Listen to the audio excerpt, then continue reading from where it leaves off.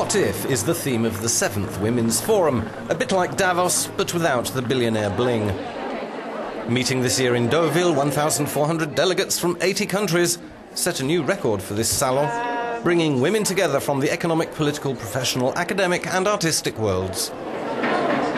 What if opens a world of possibilities, and notably, what if women could at last break through that glass ceiling in the way between them and the top jobs? On average, only 1 director in 10 in Europe's top boardrooms is a woman. 97% of the time, the big company's CEO is a man.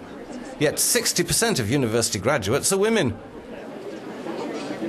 European Commission Vice President Viviane Reding was a Deauville guest, and with her justice responsibilities in mind, was talking tough. All the scientific evidence goes to the same direction. Women in companies at top-level management mean more revenue for companies. I gave to the companies until March next year in order to get this talent taken in their companies freely, without political pressure. If nothing is changing, then we might think of having a European legislation going towards quotas. 5 EU member states have taken a head start, setting 30 to 40% quotas on large company boards. France is one of them, spurred into action in part by a report from the Employment Ministry's Brigitte Grésy.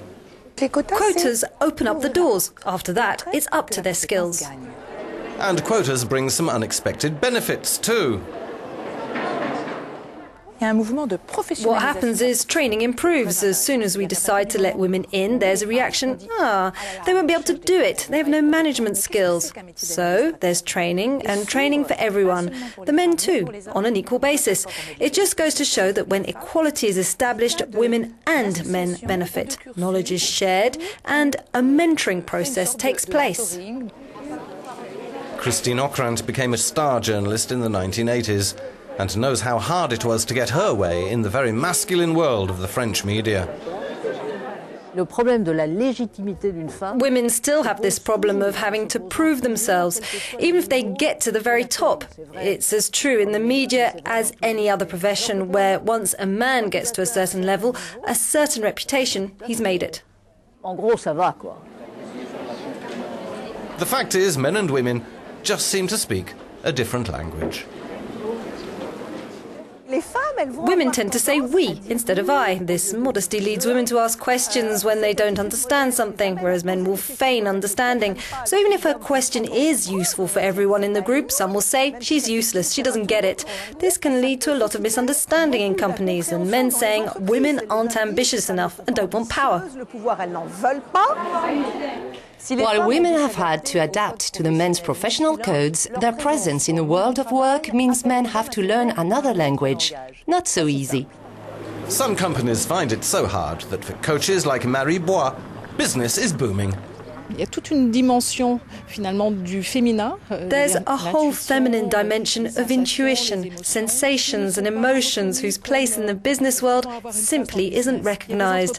For several years now, I've had companies ask me to teach their managers how to take this dimension into account when following their careers or when evaluating the people around them. But attitudes are changing, especially among the young. One of the reasons? It's the internet again, and its omnipotent social networks. Social networks are providing us with a weapon of mass construction for equality, equality of dialogue, and the eternal conversation between men and women. This will have consequences for any company. Equality today starts with teenagers, and it's going to continue.